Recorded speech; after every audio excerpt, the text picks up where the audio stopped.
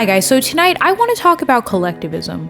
I feel like the political landscape has been overrun with talking points that kind of support separatism, and it's important that we distance ourselves from and reject ideology that uses fear and distrust to keep members of the working class separated from one another. Because this would never actually help us.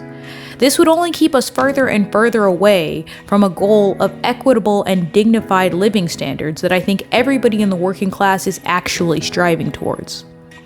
Nobody with our interest in mind is going to be arguing for the working class to be finding additional ways to fragment itself.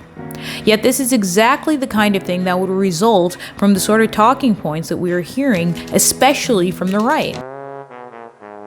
These people are being invited by Americans. I have been saying, why aren't the Mexicans doing anything? Why are the Mexicans allowing these migrants to race through Mexico? They're spraying pepper spray. We're the ones allowing it. They are relieved and reassured by Americans, and that should explain a lot to you. And you're encouraging millions of foreign nationals to come to the country. You're basically reducing your own power and the power of your voters. I mean, over like the next 10 years, soon.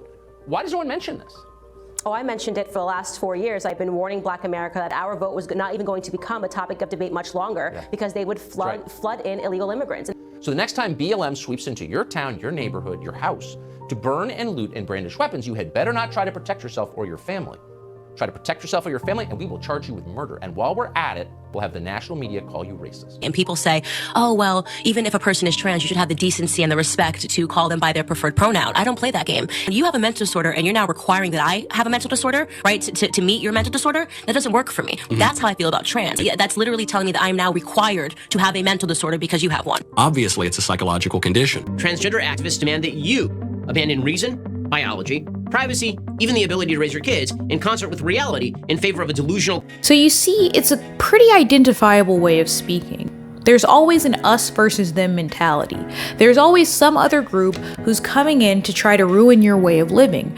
They want to take your privacy. They want to take your rights. They want to take your vote. They're going to steal your country. They're mentally ill. They're going to impose their way of living on you, and so on and so forth. And these individuals are so dangerous that we need to use physical force, maybe pepper spray at the border, to keep them away from us. This sort of rhetoric is meant to cause fragmentation.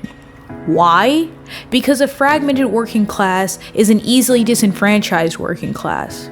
If you are in the working class, your power in society comes from collective bargaining. A very good example of this is unions. Through union power, we were able to get shorter work days, shorter work weeks, higher federal minimum wage, and so many other benefits that are helping workers to this day. The people who benefit from the structures in America as they currently stand know that we are completely powerless when we are separated. These people are corrupted by their power. They are aiming to maintain their power. So they will use rhetoric that demonizes people who look differently, who think differently, who pray differently, to ensure that we continue to live separately from one another, embraced by fear. I mean, think about it. When is the last time that you were inconvenienced or frustrated by some societal necessity and you thought, oh man, if only there weren't so many trans people, or if only I hadn't had to read the word Latinx at that board meeting at work yesterday, or if only there weren't so many Haitian refugees escaping all of those natural disasters at the border? No, you never think that. Why? Because when we analyze it critically, we understand that there are larger powers at play that are responsible for the things that stress us out every day. It is never next door. It is never next door, but it is constantly presented to us as if it is, as if it's the woman at the school board meeting, or the person wearing a mask in the park, or the person who's trying to put their pronouns in their LinkedIn bio, when in reality, none of these things are actually oppressive to you. It goes without saying that when they're brought up, they are distractions. But more than distractions, these are political weapons being leveled against the entirety of the working class when they are leveled at even one member of the working class.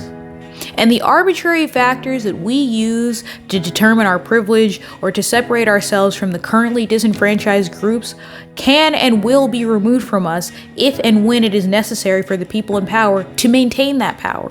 So I just want us to be weary of pundits, politicians, and other people in positions of power who encourage us to be fearful and distrustful of other members of the working class. Because the answers we're looking for will not be found in fearing the working class. They will not be found in escaping the working class. They will be found in having solidarity with the working class. Class solidarity is the answer.